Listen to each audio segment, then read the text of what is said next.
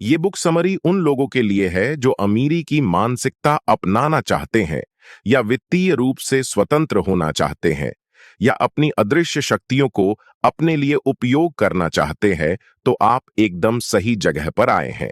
लेखक Napoleon Hill द्वारा लिखित थिंक एंड ग्रो रिच पुस्तक अपने नाम के अनुसार ही काम करती है।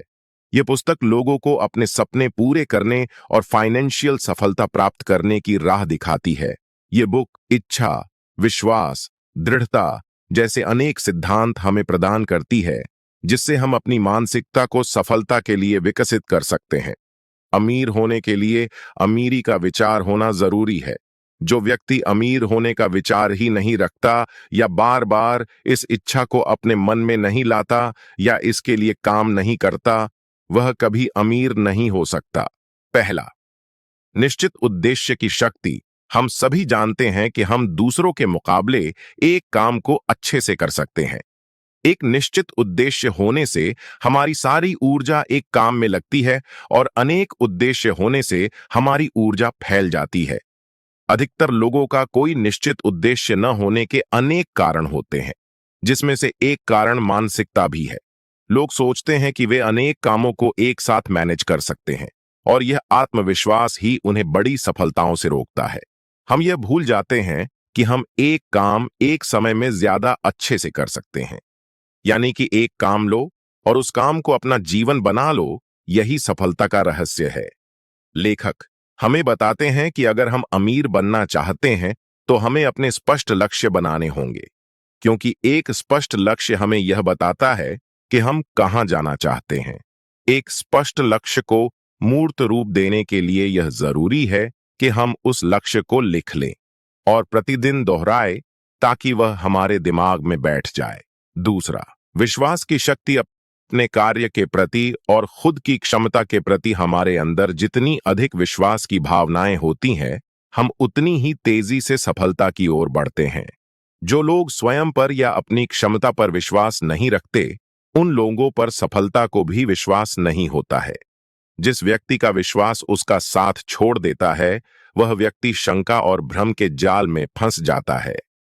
यह जाल उसे कभी सफल नहीं होने देता और उसे गरीबी की खाई में धकेलता रहता है। विश्वास के बिना हम कार्य करने की क्षमता प्राप्त नहीं कर सकते, क्योंकि कार्य से मिलने वाला परिणाम हमें विश्वास देता है और उस विश्वास से हमारे अंदर कार्य करने की क्षमता विकसित होती है। विश्वास ही सफलता की आधारशिला है और विश्वास किसी कार्यों को बार बार दोहराने से विकसित होता है। हमारी कार्य करने की क्षमता और लक्ष्यों की सफल होने की संभावना हमारे विश्वास से प्रभावित होती है। हम जो भी हासिल करना चाहते हैं, उसमें एक मजबूत और अटल विश्वास की शक्ति होना जरूरी है। अगर अटल विश्वास नहीं है, तो उस चीज को भूलने में ही समझदारी है। तीसरा, विशिष्ट ज्ञान की शक्ति। लेखक बताते हैं कि सामान्य ज्ञान मूल्यवान है, लेकिन विशिष्ट ज्ञान लोगों के लिए महान अवसरों के द्वार खोल देता है। विशिष्ट ज्ञान में किसी विशेष क्षेत्र की निपुणता शामिल होती है। जिन लोगों के पास विशिष्ट ज्ञान का अभाव होता है, वे साधारण व्यक्ति की तरह जीवन बिताते हैं। विशिष्ट ज्ञान प्राप्त करने के लिए हमें किसी एक क्षेत्र में लगातार अध्ययन और अभ्यास करना होता है। लेकिन कुछ लोग कुछ असफलताओं के बाद किसी काम में अध्ययन और अभ्यास करना छोड़ देते हैं। यह भी एक बहुत बड़ा कारण है जिससे वे विशिष्ट ज्ञान प्राप्त नहीं कर पाते हैं। लेखक बताते हैं कि विशिष्ट ज्ञान सफलता और धन प्राप्त करने का एक महत्वपूर्ण रहस्य है। इसमें किसी एक क्षेत्र में गहरा ज्ञान रखना, खुद को लगातार बेहतर बनाना और दूसरों के ज्ञान का लाभ उठाना शामिल है। जिनके पास ऐसा विशिष्ट ज्ञान होता है, वे उच्च वेतन प्राप्त करते हैं, बेहतर अवसर देख पाते हैं और व्यवसाय जीवन में महत्वपूर्ण लाभ प्राप्त करते हैं। चौथा, दृढ़ता की शक्ति। जब व्यक्ति हर बाधाओं को पार करते हुए किसी काम को करता है और उस काम को हारने के डर से नहीं छोड़ना, इस प्रकार की भावना को दृढ़ विश्वास की भावना या शक्ति कहते हैं। जिन लोगों का लक्ष्य बड़ा होता है, उन लोगों में यह भावना अधिक होती है।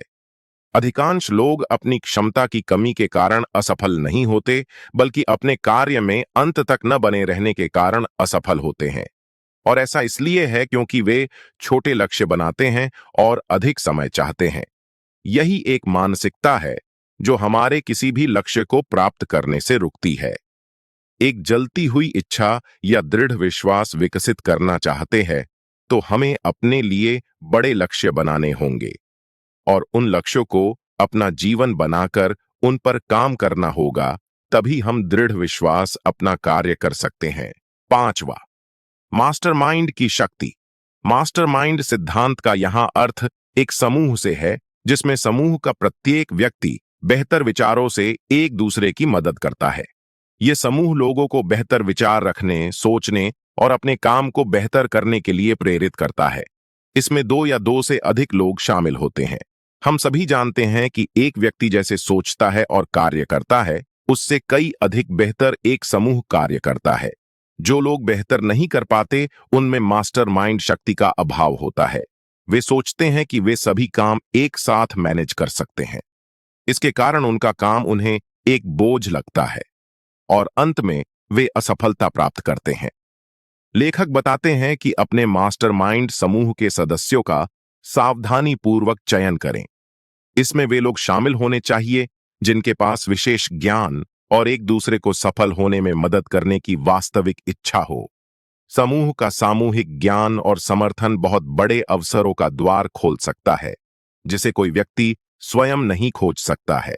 निष्कर्ष, think and grow rich book summary में हमने 5 महत्वपूर्ण बातों को जाना जो इस प्रकार है। एक निश्चित उद्देश्य की शक्ति जो हमें सही राह दिखाती है। उस उद्देश्य के प्रति विश्वास जागृत करना। निश्चित उद्देश्य के बारे में विशिष्ट ज्ञान हासिल करना। गलतियां होने पर भी दृढ़ता के साथ अपने कार्य में टिके रहना। एक सामूहिक शक्ति का उपयोग करना।